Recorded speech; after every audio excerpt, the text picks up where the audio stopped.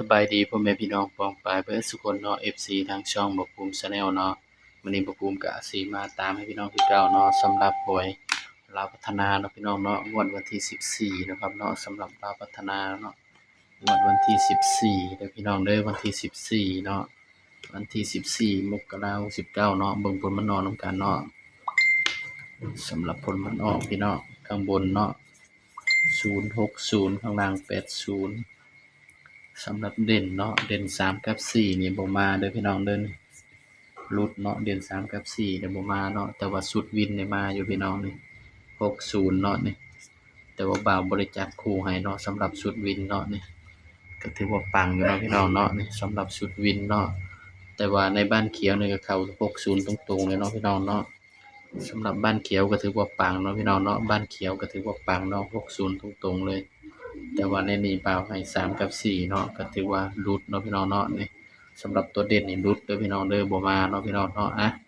เพราะฉะนั้นก็ต้องขอโทษขออภัยนะครับเนาะส่วนไผที่ไปเล่นชุดวินก็คงสิปังเนาะพี่น้อง60นี่เนาะนี่ชุดวินนี่ให้6901นี่เนาะชุดวินเนาะมันออก860เนาะ060พี่น้องนี่สำหรับชุดวินก็ถือว่าปังเนาะครับเนาะเพราะฉะนั้นก็ไปกันต่อเนาะงวดวันที่16เนาะบัดนี้พี่น้อง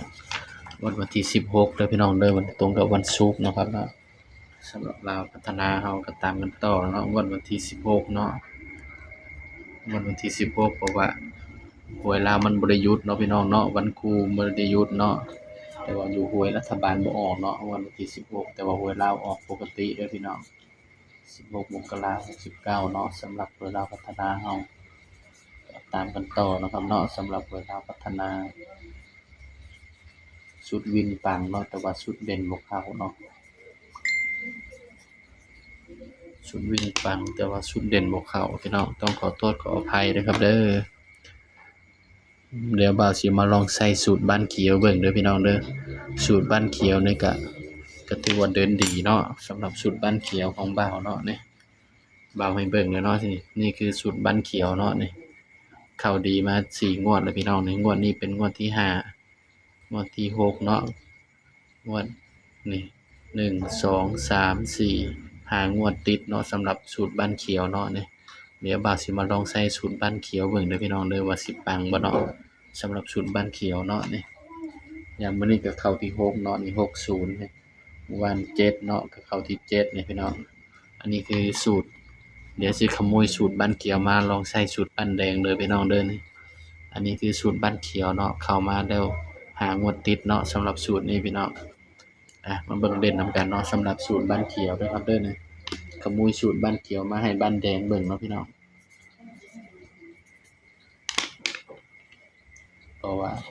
แต่ละบ้านบ่าวก็ต้องเอาสูตรไปสูตรมันเนาะพี่น้องเนาะลงบ่คือกันเด้อพี่น้องเอ้ย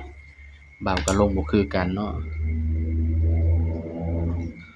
สำหรับสูตรบ้านเขียวเนาะบ่าวสิให้เด่นเนาะ2กับ3เด้อพี่น้อง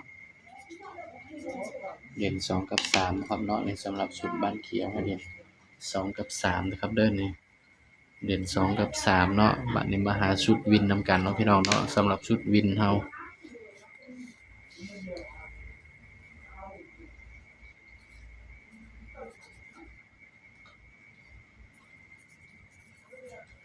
เด่น2กับ3เนาะสูตรบ้านเขียวเนาะนี่ชุดวินเนาะพี่น้องเนาะสำหรับชุดวินเนาะวิน3 6 7 8เนาะนี่คือเลขวินนะครับเด้อบ่าวก็สิมาจับใส่กับเลขวินนี่เนาะพี่น้อง3 6 7 8เนาะนี่ขโมยสูตรบ้านเขียวมาให้บ้านแดงเบิ่งเนาะมาจับคู่ลงกันพี่น้องบัดนี้แต่ว่าใส่สูตรเก่ามันก็สิ18 24ก็ได้6กับ7เนาะนี่ก็6กับ7ก็มาตรงกับสูตรวินคือเก่าพี่น้องแล้วก็00คือเก่าเนาะเพิ่ม0อาจสิมาคือเก่าบ่พี่น้องคิดว่านี่เนาะเพราะฉะนั้นก็มาจับคู่นำกันเนาะพี่น้องเนาะสำหรับหวยลาวพัฒนาเนาะงวดวันที่16มกราคม69เนาะจับคู่ก็สิมีเนาะ23 26 27 3ไปเลยเนาะ33 36 37 38บ่าวก็ จับสูตรใส่กับเลขเด่นเนาะพี่น้องเนาะนี่ส่วนที่บ่บ่ได้จับให้ก็คือ2คู่เนาะก็สิมีชุด3ตัวพี่น้องสำหรับตัวเด่นเนาะบ่าวมักที่2พี่น้องอันนี้คือมักเด้อพี่น้องเด้อนี่มักนี่คือตัวมักเนาะครับเนาะสำหรับแนวทางหวยลาวพัฒนาเนาะของงวดวันที่16เนาะพี่น้องเนาะย้ำว่าตัวเลขก็เป็นเพียงแนวทางเนาะสูตรนี้ก็เดินดีมาเป็นงวดที่5เนาะงวด